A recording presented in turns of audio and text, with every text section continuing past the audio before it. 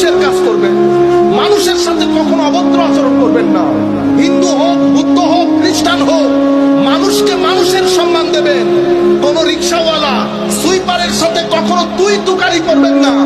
ভালো বংশের পোলাপাইন কখনো মানুষের সাথে বেয়াদবি করেন। এটা হলে কি হবে? আপনার জীবন এনার্জেটিক হবে। আপনার জীবনে দুই ধরনের এনার্জি দরকার। কয় ধরনের এনার্জি? দুই ধরনের। দুনিয়া যদি এখানে থাকেন, এখানে কিছু জিনিস তো আপনার দরকার হবে। টাকা দরকার হবে, খাওয়া দরকার হবে,